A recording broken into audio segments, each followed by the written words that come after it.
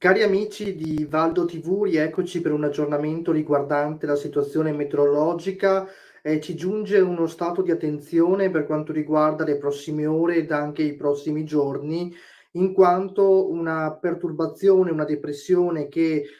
sta progressivamente avvicinandosi dal Regno Unito verso la Francia tenderà ad approfondirsi nel corso delle prossime ore anche sul Mediterraneo. Questo provocherà un peggioramento della situazione meteorologica che farà sì che anche le precipitazioni ad essa annesse saranno spesso abbondanti, anche a tratti consistenti, in particolar modo sulle aree montane e pedemontane della regione.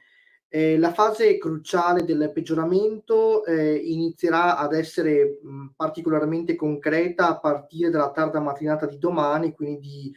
giovedì 4 giugno, ma sarà proprio tra il tardo pomeriggio sera e nella nottata su venerdì ad avere precipitazioni anche di una certa consistenza e maggiormente rilevanti. Si tratterà di rovesci di temporali che saranno da sparsi a temporaneamente diffusi sulle zone montane e pedemontane, mentre sulle aree pianeggianti diverranno da locali a sparsi solo temporaneamente, e quest'ultimi appunto risulteranno a carattere diffuso. I quantitativi di precipitazione potrebbero risultare anche particolarmente considerevoli, in particolar modo sulle aree montane e pedemontane. Ci attendiamo dei quantitativi pluviometrici prossimi ai 80-100 millimetri in alcune zone, specialmente le aree a rischio saranno proprio quelle montane e pedemontane, quelle particolarmente soggette anche ed esposte al flusso dai quadranti meridionali. Avremo un flusso dai quadranti meridionali che sarà per lo più da sud-ovest ad alta quota, mentre risulterà per lo più meridionale, quindi da sud-sud-est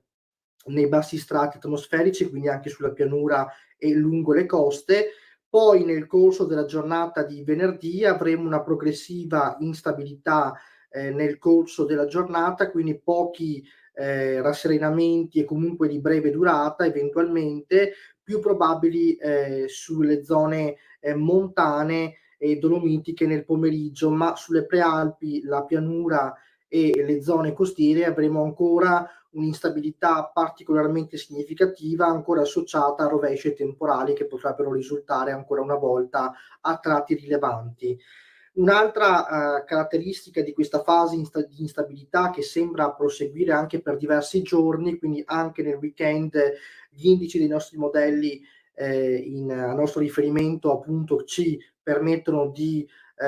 continuare a visualizzare una situazione non affatto estiva, temperature quindi piuttosto fresche anche al di sotto della norma a partire da domani, quindi una escursione termica giornaliera anche piuttosto ridotta,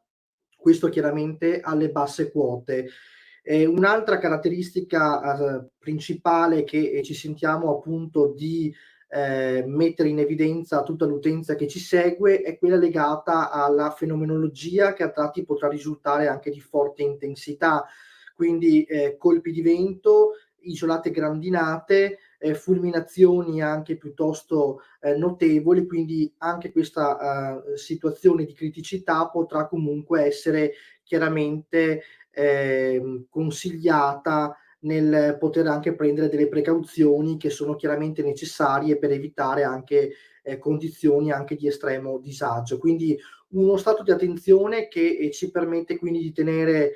bene in considerazione tutti gli elementi che ci sono stati forniti proprio anche dalla protezione civile, che con le varie emissioni di criticità ci permette quindi di essere allerta e quindi di prestare anche attenzione a nuovi provvedimenti che potrebbero risultare anche davvero utili per tutti quanti noi. Con questo è davvero tutto, noi vi salutiamo e vi invitiamo a seguire gli aggiornamenti anche nella pagina Facebook Meteo Basso Feltrino e Pedemontana Veneta, aggiornamenti che saranno chiaramente sempre in tempo reale. Da Riccardo Mazzocco è davvero tutto, un buon proseguimento di giornata a tutti gli ascoltatori di Valdo TV.